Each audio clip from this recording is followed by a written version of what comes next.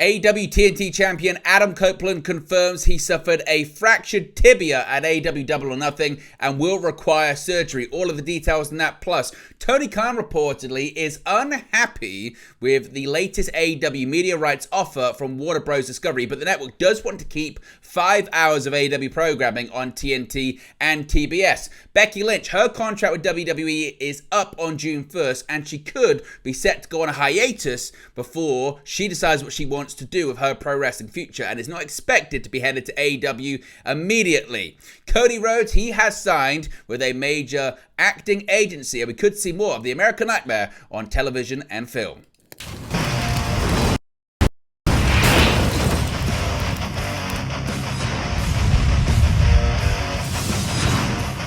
Hey guys, welcome back to Wrestling News 365. Hope everyone is doing very well. As always, there are plenty of news stories to get into in the world of professional wrestling. Let's start off talking about some developing news regarding the AEW TNT champion Adam Copeland, and following his barbed wire steel cage match at Double or Nothing on Sunday, there was fear that TNT champion Adam Copeland had suffered an injury with a pretty scary spot coming from the top of the cage through a table onto black.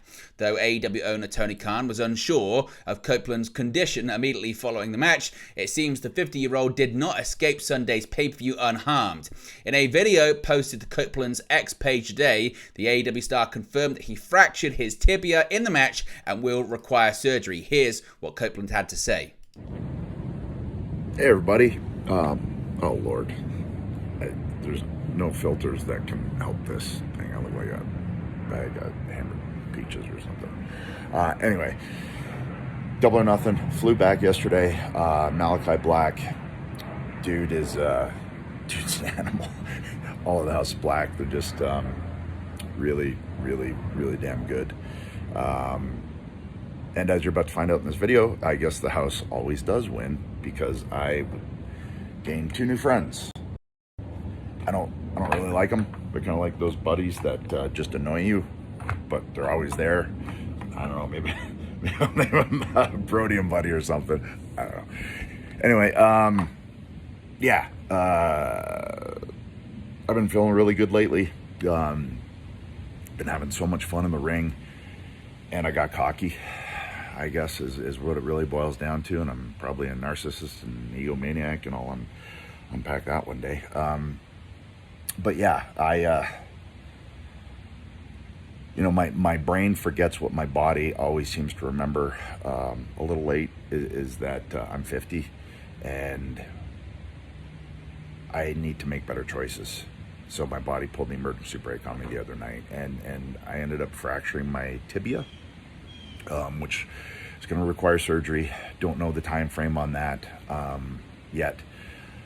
Ruby's birthday's Friday, and I really want to enjoy that and focus on all the positives that I have in my life, because there's way more that than the bad, and even this surgery. I know what I got to do. I'll find out the time frame kind of next week and everything. Sorry, don't really know what I'm going to say, and I'm still half asleep, but so pardon the appearance and all that good stuff. Anyway, I will see you soon-ish, and in the meantime, everybody good, try and be happy. All right, see you. Now, as Copeland mentioned in that video right there, he stated that the injury was his body's way of telling him to slow down and make better choices. Now, as I mentioned earlier on, at one point during Sunday's bout, Copeland performed a dive off the top of the cage and hit an elbow drop onto opponent Malachi Black. While it's yet to be confirmed, this looks to be the move that resulted in Copeland's injury. He came down feet first as opposed to going straight through the table. Copeland, of course, previously known in WWE as Edge, was forced into retirement in 2011 after speaking with doctors about his various neck injuries. He returned to the ring in 2020, spending 3 years with WWE before making a surprise debut at AEW Wrestle Dream last October. Since then, Copeland spent much of his time occupied by a feud with longtime friend and tag team partner Christian Cage, whom Copeland defeated for the TNT Championship back in March. Shortly after that, he began a series of open challenges before feuding against the House of Black. black. Since joining AEW, Copeland has wrestled more than 20 matches, including a lengthy singles bout against Cage, Brody King, Buddy Matthews, Black, and much more. Copeland recently revealed he signed a 2-year deal with AEW in 2023 and intends to retire from wrestling when his contract is up. When that is now, we'll have to wait and see, of course, because time likely could be added on due to this injury. So what are your thoughts on this? What's your reaction to it? Let me know your thoughts, as always, in the comment section below. Now, today, a big update when it comes to Tony Khan's AEW and Warner Bros. Discovery and the possibility of an extension of their existing media rights deal. Now, though the current media rights deal between AEW and Warner Bros. Discovery is set to expire sometime next year, the two sides are still in the exclusive phase of contract negotiations. However, a new report from Puck reporter Matthew Baloney, AEW will legally be allowed to negotiate with other companies beginning in July, and owner Tony Khan is said to be unsatisfied with the current offer on the table from WBD. Now, I've actually got the full quote in front of me as part of a Q&A that has been done, and it's largely based on the Hollywood industry and based upon TV negotiations, Netflix, Warner Bros. Discovery, of course, the ongoing negotiations with WBD and the NBA and all that kind of stuff. It's more based upon the media landscape than opposed to the pro wrestling landscape. Now, the question that was posted to the author, Matthew Baloney from Puck, says, quote, everybody's talking about David Zaslav and Warner Bros. Discovery possibly losing the NBA, but nobody's talking about the other rights deal he's about to bungle, All Elite Wrestling. Why? Now, this is what the author, Matthew Baloney, had to say. He said, quote, because WBD's Turner Sports is still in the exclusive negotiating window with AEW. The upstart WWE competitor signed a multi-year deal with Turner in 2020 with an option that Turner exercised, and now Zaslav and TNT Sports head Luis Silberwasser would like to keep the 5 hours of AEW programming per week on TNT and TBS. But the clock is ticking. I'm told the exclusive window closes in July, and AEW leader Tony Khan is said to be disappointed with the offer currently on the table. Khan also surely knows that Zaz losing the NBA would give AEW more leverage, even though the money to re-up AEW is a mere drop in the NBA bucket. If the window closes without a deal, others could swoop in for those rights, as Comcast has done with the NBA. Extra awkward because WBD is said to own a stake in the league. Now, they're referring to AEW, and there has been rumors in the past that WBD does have a minority stake in WBD, but again, this hasn't been confirmed or anything right now.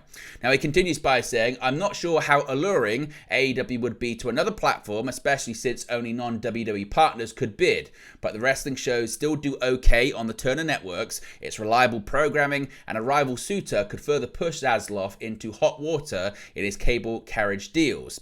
For now, though, both sides are playing nice. Last night, after the league's Double or Nothing pay-per-view event, yes, I watch pro wrestling press conferences now, Khan said, quote, I'm happy working for Mr. David Zaslav, and I'm hoping we can do it for a long time.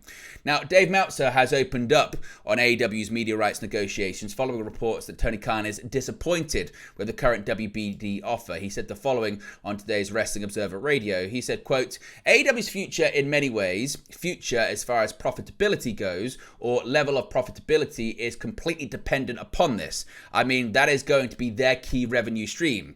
Can they increase attendance? I mean, they haven't, but I mean, could they if they got hot? Sure, but that's minor for everyone right now.